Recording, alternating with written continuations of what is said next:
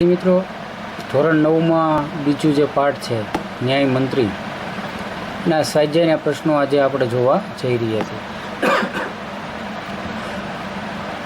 આપણે દરેક વિદ્યાર્થીને ઉપયોગી બની શકે એ સ્વાધ્યાયના જે કંઈ પ્રશ્નો છે એ સમજાવવાનો પૂરો પ્રયત્ન કરશું. શ્રી ગણેશ ડિજિટલ ને ગોળકિયા પ્રવીણભાઈ આ સ્વાધ્યાયના પ્રશ્નોની ચર્ચા આપણે આ વિડીયોના મારફતે કરશું. સૌથી પહેલાં નિમ્નલિખિત प्रश्नों के उत्तर एक एक वाक्य में लिखिए. तो आमा पहला प्रश्न है, शिशुपाल ने अपने घर का दरवाज़ा क्यों खोल दिया? तो आनो उत्तर है, एक अतिथि को शाम के अंधेरे में आश्रय के लिए आया देखकर शिशुपाल ने अपना घर का दरवाज़ा खोल दिया. बीजो प्रश्न है, शिशुपाल किस अवसर की तलाश में था? तो एनो उत्तर है, शिशुपाल सच्चा न्याय कैसा होता है यह दिखाने के लिए अवसर की तलाश में था. तीसरा प्रश्न, न्याय के विषय में शिशुपाल के क्या विचार थे? तो उत्तर, शिशुपाल मानता था कि न्याय ऐसा हो कि कोई अन्याय और अपराध करने का साहस न कर सके. चौथा प्रश्न, परदेशी कौन था?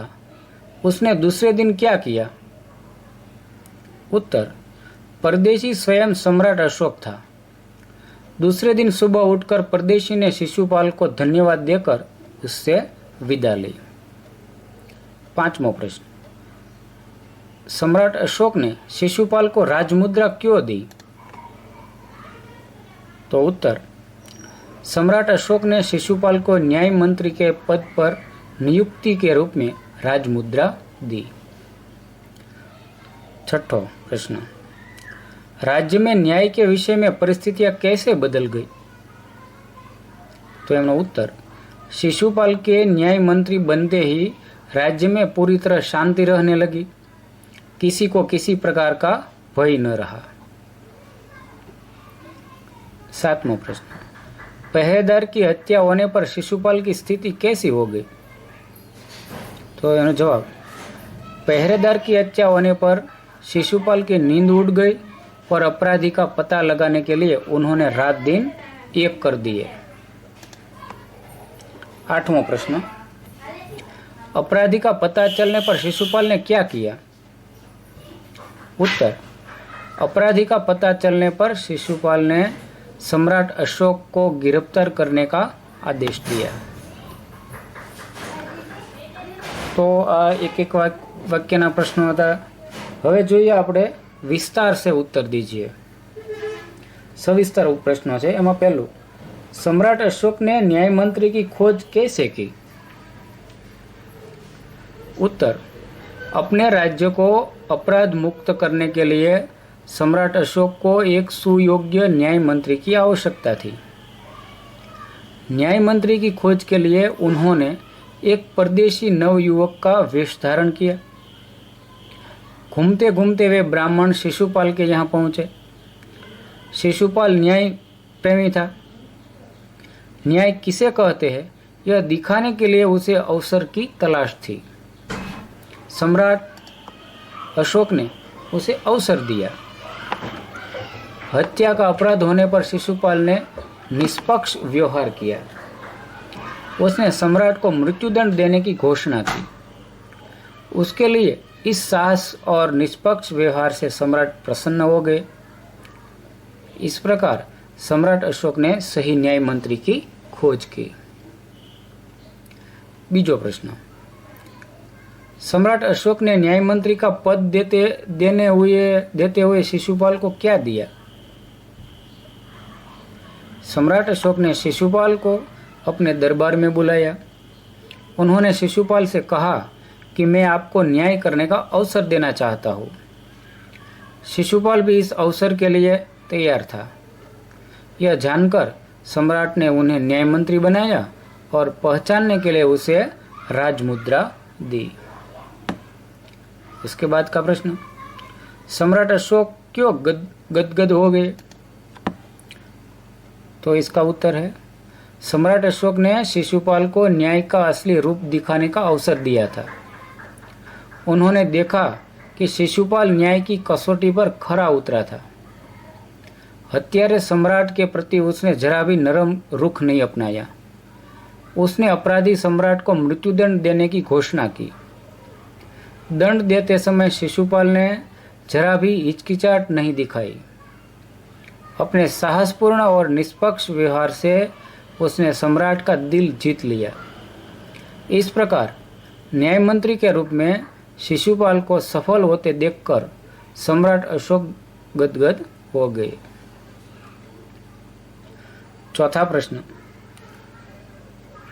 न्याय मंत्री ने अपराधी सम्राट के जीवन की रक्षा किस प्रकार की?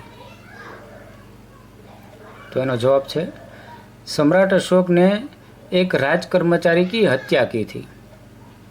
इस अपराध के लिए न्याय मंत्री ने उन्हें मृत्युदंड देने की घोषणा की, परंतु अपराधी और कोई नहीं, स्वयं सम्राट थे।